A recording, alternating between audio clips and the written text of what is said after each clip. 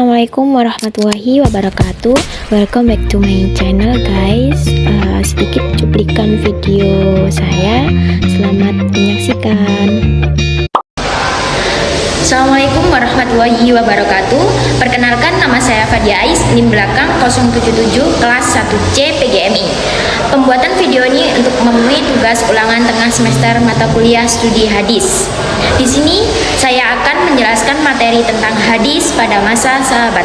Pengertian sahabat. Setelah Nabi Muhammad SAW wafat pada tahun 11 Hijriah 632 Masehi, tampuk kepemimpinan Islam kemudian berpindah alih kepada generasi penerusnya, yaitu sahabat. Dalam mendeskripsikan pengertian sahabat, para ulama menawarkan beberapa definisi sebagai berikut. 1. Menurut ahli hadis, sahabat adalah orang Islam yang pernah bergaul atau melihat Nabi dan meninggal dalam keadaan beragama Islam. 2. Menurut Al-Bukhari dalam kitab Al-Jami Al-Sahih, sahabat adalah orang yang memeluk agama Islam, hidup bersama dengan Rasulullah dan bertemu dengan Rasulullah. Yang ketiga yaitu menurut ulama usul, sahabat adalah orang yang memeluk agama Islam yang hidup bersama dengan Rasulullah, menghadiri banyak majelis Rasulullah dengan tujuan untuk mengikuti serta mendalami sunnahnya.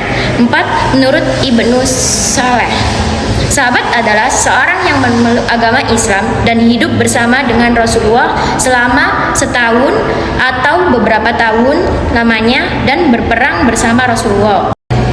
Akhir masa sahabat terjadi dengan wafatnya sahabat Abu Al-Tufail Amir bin Wadalil Al-Latsi yang wafat pada tahun 100 Hijriah di Mekah. Sebelumnya ada sahabat Anas bin Malik yang wafat terlebih dahulu pada tahun 93 Hijriah di Basrah. Sedangkan menurut Abu Zurah Al-Razi berpendapat bahwa terdapat 114.000 sahabat yang meriwayatkan hadis dari Nabi. Memasuki era ini, perkembangan hadis telah memasuki babak baru, khususnya pada masa Khulafaur Ar-Rasyidin yang ditandai dengan munculnya Khalifah 4, yaitu Abu Bakar As-Siddiq, Umar bin Khattab, Utsman bin Affan, dan Ali bin Abi Thalib sebagai pemimpin Islam selanjutnya. Masa Abu Bakar As-Siddiq menurut Muhammad Ibnu Ahmad Al-Zahabi dalam kitabnya Tazkiratul Hufaz terjamati Abu Bakar As-Siddiq.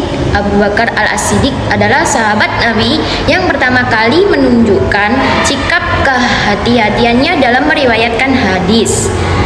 Pernyataan Muhammad Ibnu Ahmad Al-Zahabi ini didasarkan atas pengalaman Abu Bakar tatkala menghadapi khusus waris untuk seorang nenek.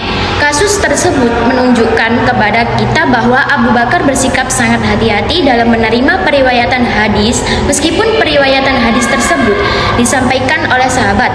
Abu Bakar tidak langsung gegabah menerima periwayatan hadis kecuali disertai dengan saksi. Bagi Abu Bakar, keberadaan saksi menguatkan atas kebenaran hadis tersebut. Bakar tidak akan menerima periwayatan hadis tanpa ada saksi.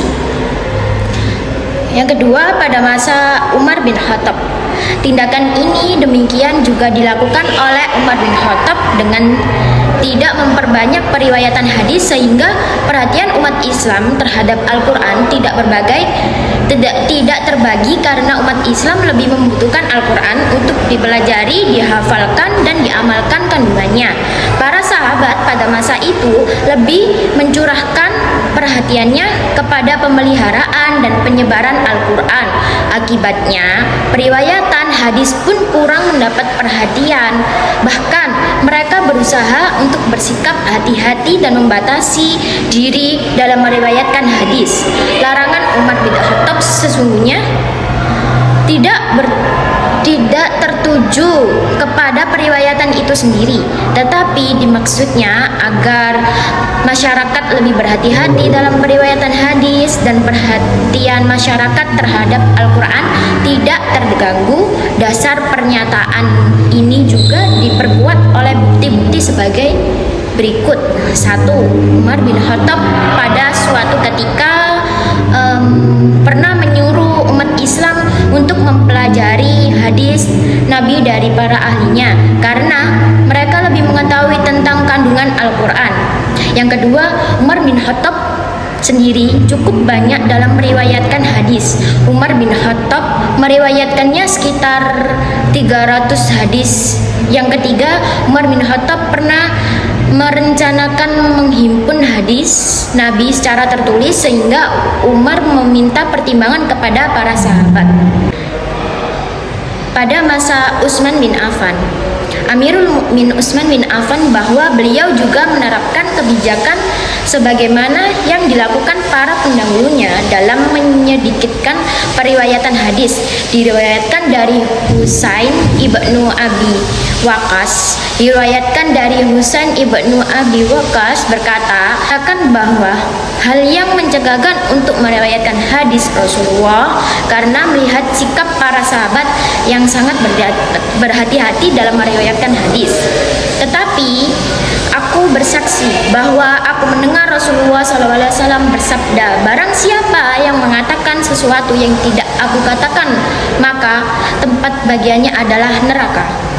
Dalam suatu kesempatan khutbah, Utsman bin Affan meminta kepada para sahabat agar tidak banyak menyatakan hadis yang mereka tidak pernah mendengar hadis itu pada zaman Abu Bakar dan Umar.